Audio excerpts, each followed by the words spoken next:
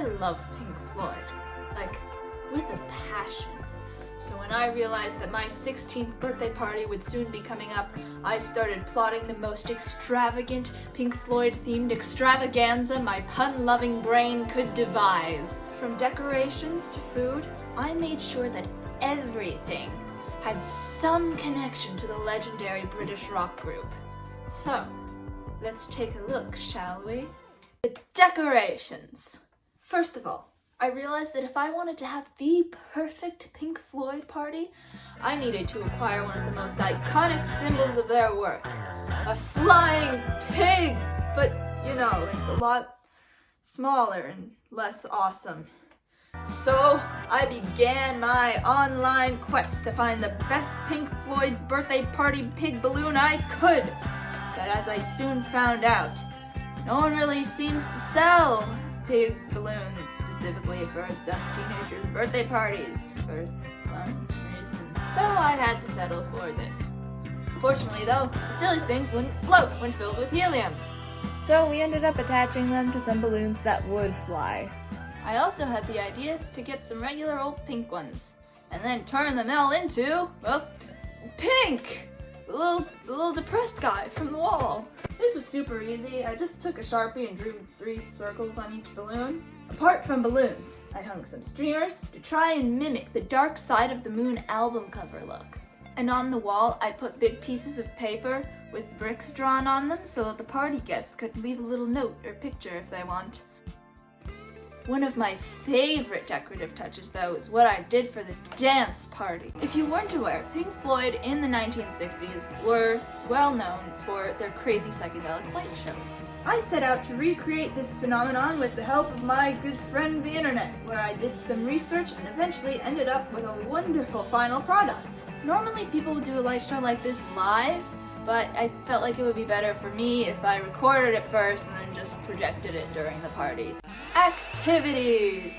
At a great party, people have to do other things than just look at the wonderful decorations, so I came up with a few party games to help us pass the time. And look, I put the Games for May poster near the games. Okay, first we have a classic, the Limbo. But that wasn't Pink Floyd enough for me, so no longer is it known by that name, but instead, I'm calling it...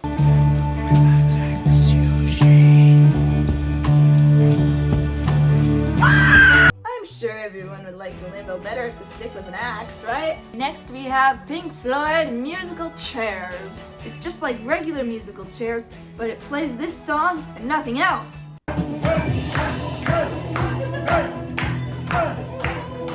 For these games, I have thought up some creative prizes as well.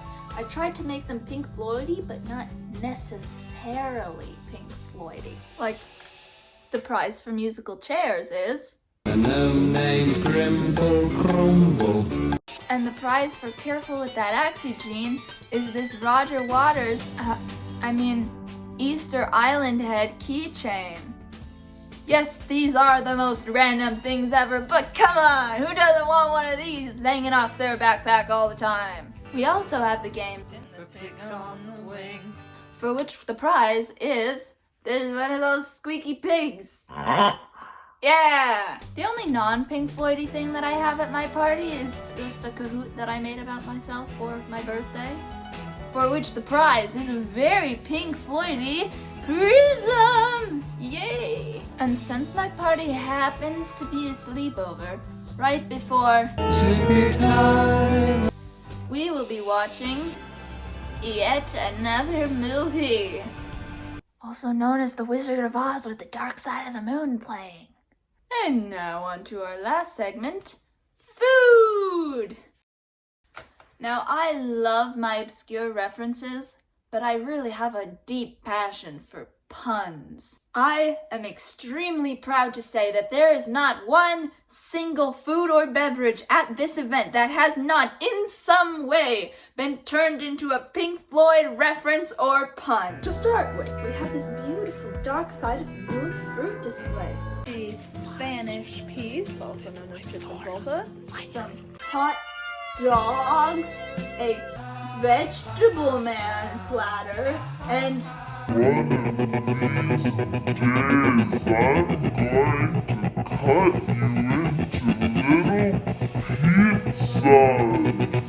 We have several species of small furry animals gathered together in a cave and grooving with a Pict. There's also candy and and I learned what currant buns are, and we made some. For the candy though, I wasn't just gonna stick some in a bowl and call it a day. Oh no, I wasn't. So they're all puns! We have some money waiting for the gummy worms, and some any color you likes, because I couldn't think of anything better for that one. In the world of beverages, for a limited time only, you can get your hands on some hot tea. But I have also provided baby lemonade. And we've also got some Rogers Waters. I wish that the other band members had last names as punnable as Rogers, but alas. It's just not as good to take some goldfish and call them David's Gilmores or something. For dessert, we have the ever mandatory pudding. But you better eat your hot dogs first, because if you don't eat your meat, you can't have any pudding!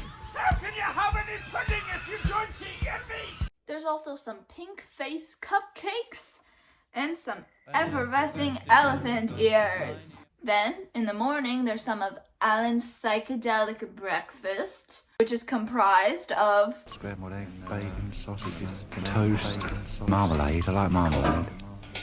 And on that lovely note, we bring my insane Pink Floyd ribbon party plans to a close. So to all the Floyd fans who want to have a killer Pink Floyd themed party, there you go. There's some ideas for one. If you made it this far, thank you for watching and have a wonderful day.